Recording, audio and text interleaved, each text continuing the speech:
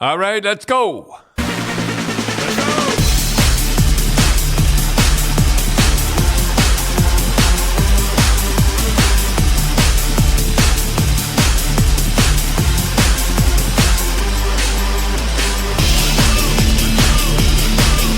All right. I guess we're going to talk about the Leafs. Yeah, lose Game 7 in overtime. So what'd you think?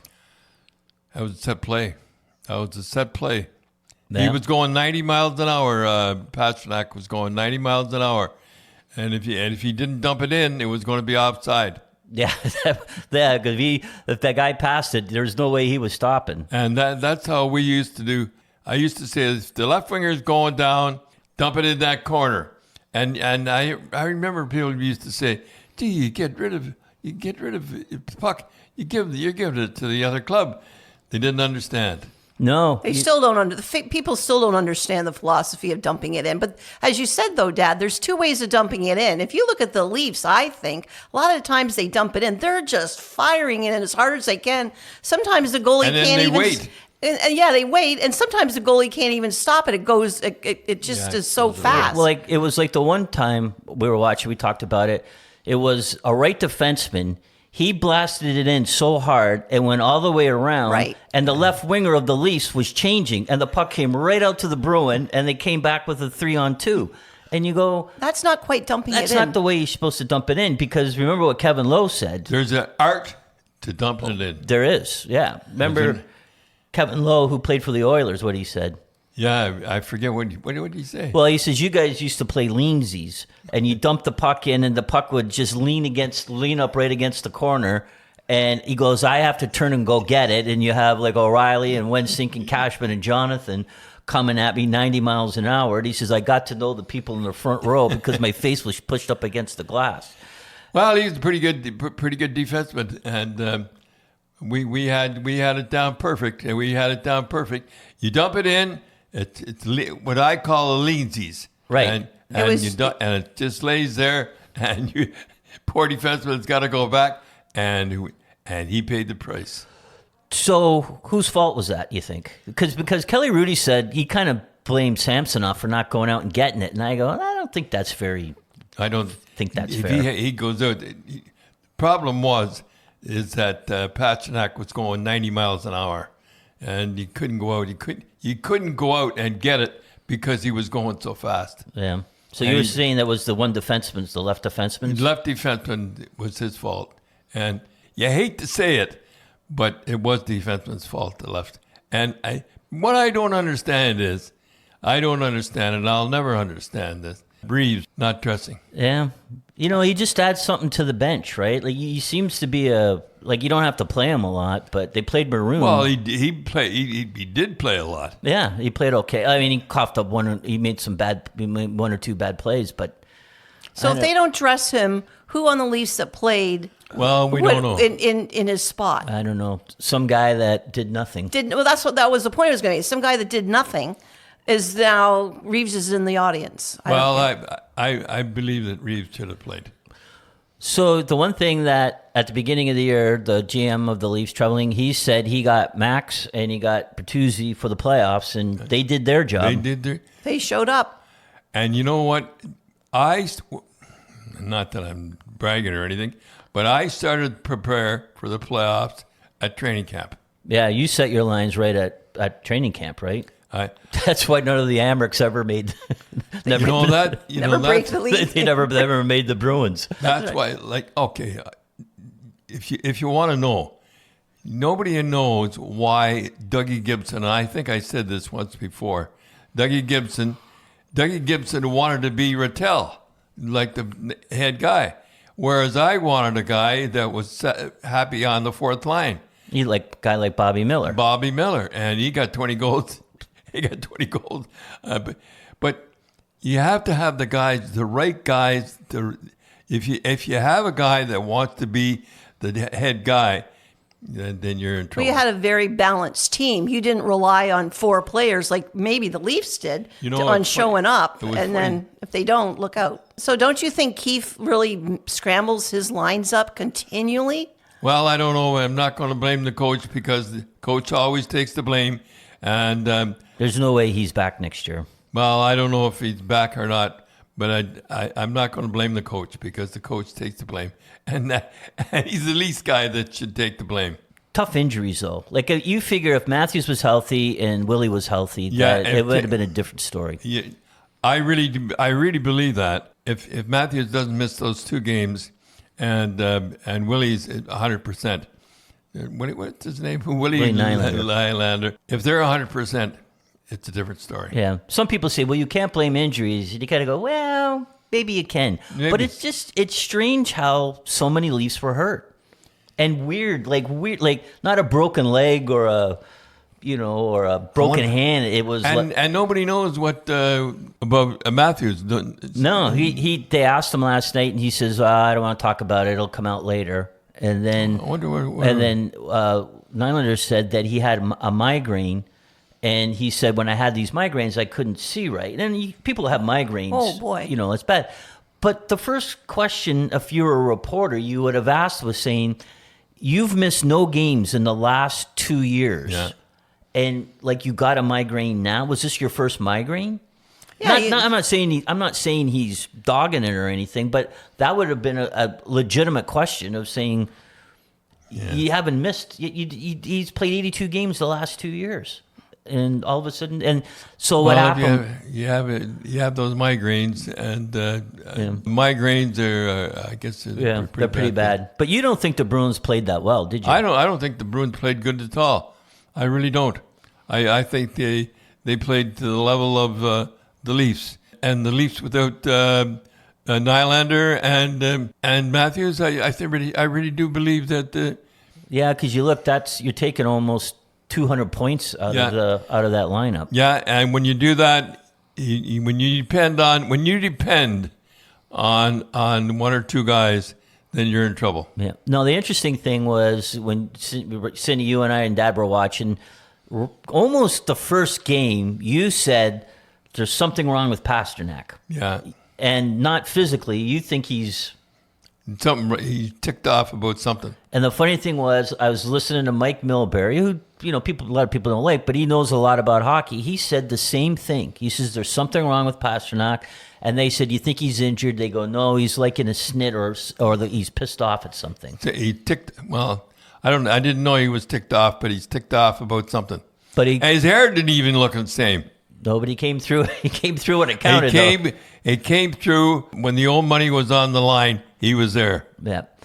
So let's just talk about dumping it in, because this was a big thing that you and I were laughing a lot, that we were watching, I forget what series it was, and the team would stick handle and try to get the puck in on the power play. They'd stick handle and cough it up, and then they were down by a goal with a minute to go. They pull the goalie, then they dump it in.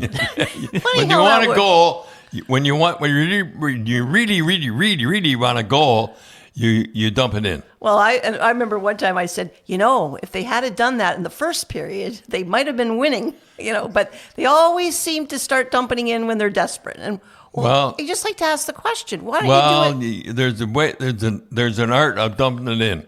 If the right winger is going and the left defenseman's going out, you better put it in because he's going offside. Boy, what a great play that was, though. Yeah. If it was a play. Well, yeah, I think it was, because he was going. But because we were watching the Vancouver-Nashville game series, and I know you and I noticed the biggest difference between the Vancouver-Nashville series and the Leafs-Bruins. The Leafs-Bruins hit. Yeah.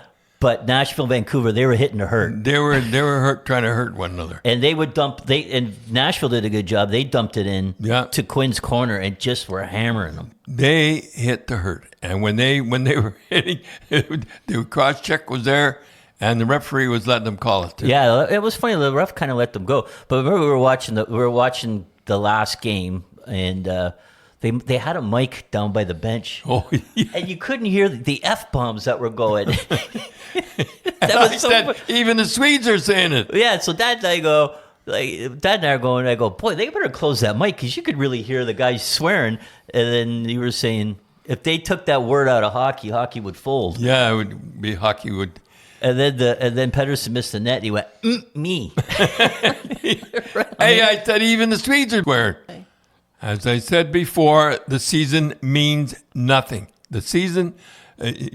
What So this is the regular. Take the regular season in the tell playoffs. us, Tim? So going into the weekend, more teams on the road won than the home team in the playoffs. So the whole you gotta win to get a for home ice advantage seems to go out the window. They'll help Boston last night. The team with the player with the most points in the regular season's out. The team with the player that scored the most goals in the regular season is out. The team with the goalie that has odds-on favorite to win the Vezina's out. And 2 of the 3 coaches who are nominated for the Coach of the Year, they're out. So that means one thing. Yeah. The season means nothing. So what do you think, though, Dad? So far this year, in a calendar year, 17 coaches have been fired. Soon to be 18, maybe. They go through them pretty fast, don't they? And back in my day, there was very few coaches got fired.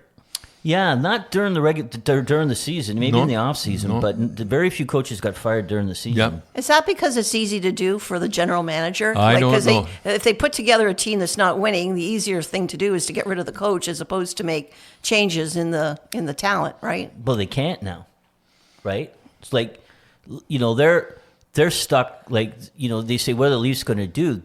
Dubas painted them into a corner. Well, Yeah. because of the cap? Because of the cap, and like Marner's got a no trade clause. So next year is his last year. So if you want to get rid of Marner, you have to ask him to see if he can get traded, and then you're never going to get. No, never. You'll never get what you're giving up if you trade one of those guys. So and then if they go and they don't sign him, he walks away for nothing, right? He walks away, and the Leafs don't get anything. And you can't trade Matthews, you can't trade Marner, you can't trade Tavares. And so, but in Dad's, when you're with Harry, he got rid of the leading goal scorer and one of the top defensemen. But let me ask, maybe that gives, maybe that's motivation for the players to play better. But they can't. Like you can't. Once You that have- genie's out of the bottle, you can't go to a guy and saying you're not going to have. No, I another realize move. that. But in the old days, if you didn't play, they got rid of you and that would have been the motivation for you to play well. Now, half these guys, even if they play lousy, the team can't get rid of them. So, True. what do you have but other than fire the coach? Is that logic? That to I me, think that's just logic. One coach said, one player said to the coach, "I'll be around here a lot longer than you." And that's the right. truth. That's true. So right? what motivation does that player have to play well? Right, you can't discipline them. No. Heaven Like forbid. you can't bench them. But just going back to when you were coaching and Harry Sinnen was the GM, you traded Phil Esposito, who was at the time the best goal scorer in the world. In the world. And Carl Vadnais was the first defenseman all-star. The All-Star. And you traded him for Brad Park, who was a good defenseman. But with the bad knee. With a bad knee, and John Rattel with a bad back. I remember the next day in the paper, in the Globe or something, Boston Globe, it had a picture of Harry with John Rattel with a bad back, and he was in his arms, and Brad Park with a bad knee. Yeah. And he said, "Great trade, Harry." Yeah. But you can't do that now. You can't shake up No. a team like that now. No, you'd have to ask their permission. Well, this is it. I think it lacks motivation for the players to do well. I don't know why. I don't know what to tell you, Cindy.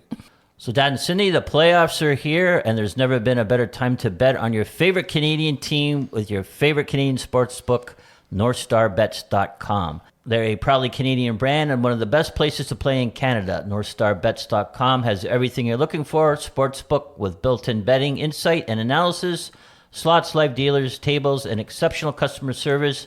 Get into the playoff action now at NorthStarBets.com, and it's not available in Ontario. And you went 3 for 3, Dad. You picked the Leafs in Game 5, the Leafs in Game 6, but you said you got to go with the Bruins in Game 7. And you said it would be close, and it was. So, Well, the Avalanche are just too much for the. They led the playoffs with 5.5 goals per game and the average of 37 shots a game. Yeah. Holy Dinah. but Hellebuck just didn't seem to play. No, he didn't play. Halleback had an average of 5.23. Funny how the Jets owned the Avs during the regular season. in the last regular season game, the Jets hammered the Avalanche, and you said the Jets pay for that in the playoffs. Yeah, as you said, And they did. they did, yeah. Boy, funny how the Avalanche just outpowered them. It was like another level. Yeah. And like I really want to see, like I'm not rooting against Vancouver, but I really like to see McDavid and McKinnon in the semifinals. So Avalanche and Edmonton. So we'll just quickly talk about the Preds and the Canucks, Dad. And I don't think I've ever like third string goaltender. They had Arthur Silvois. Silvois had a shutout in the last game. Yeah. So, but you had to feel sorry for the Preds. So they're up by 2 goals or a goal, Yeah. and the guy comes down in an open net and hits the post. They come down. Canucks come down. And he had lots of time to shoot it Oh, too. it was like he could have picked his nose and he dinged it off the post. Yeah. They come down. So The Canucks will play the Oilers now, yeah, and we'll know for sure that one of the Canadian teams will be in the finals. semifinals. Well, semifinals, anyhow. So what do you think is going to happen there? Well, not the Vancouver fans. I like that. And they call the game. They're pretty good. But I still think the Edmonton's going to win. Yeah, I just think there's too much firepower. Well, if they play their game, there's just too much firepower there. Well, I think, the one thing that even I was listening to Rick Tocchet said, he goes, I hope they let us play the game, because he says if you get a penalty against Edmonton, if you take 3 or 4 penalties, you're done. They really hammered. They outscored them 27-7. Maybe they got their number. Yeah, they didn't lose to them all year. So, but as we said, Dad, the regular season means nothing. Regular season means nothing, as we've said earlier in this program. So this is Sunday morning tonight, Dad. Vegas and Dallas, Game 7. Yeah, big game. Yeah, and I'm rooting for Dallas. Not that I like Vegas. I've been to Vegas a bunch of times, but for Pete DeBoer and Steve Spott, I hope. Yeah. If a Canadian team can't win the Stanley Cup. Tell a story. Tell a story about when the guy used to sit right behind the bench. So Pete DeBoer and Steve Spott, they used to coach together in Kitchener, and in the old Kitchener Arena where you played in that Yeah, arena. I played in that arena. And it was like the old Maple Leaf Gardens in Montreal Forum. There was no glass between the bench and the fans, right? So Pete DeBoer said, there was this old season seat holders sitting right behind the bench. Lifetime season seat holder. They've been there forever. And he goes, so I'd throw out a power play, we wouldn't score. And the guys would go, yeah, I guess they don't practice the power play enough. And the other guy would go, yeah. He goes, they were like the 2 old guys in the Muppets. Yeah. He goes, and then And when they kill the penalties. yeah, or they get it. Oh, they don't kill the penalties enough. And, No, they don't work on that. and he says, I just sit there, I'm stewing. I just got scored on. We're losing, and I got to hear these guys. So, but and you did the prospect game in Kitchener. I did. And so again, people in the States that know the prospect game, it's all the top draft eligible kids. They come out and they play. And Bobby Orr. And so you were the one coach, and Bobby Orr was the other. But they had like guys to help out, and Pete DeBoer was in Kitchener. And we never and all the jackets and everything could be given away, and Bobby and I would get nothing. This was their loot bag that you guys used. Yeah, the we- swag, all the swag, and they were nice. Everything They was were nice. really nice, Everything too. was nice for the prospect game. And he sent me a jacket. Right, and you looked, and somebody took your bag. You had jacket, and you had a windbreaker, and you got a hat, and you got kind of mad because they were really nice. They were it was suede, beautiful suede. Yeah, and then a couple days later, Pete DeBoer had sent his jacket. He mailed it to us.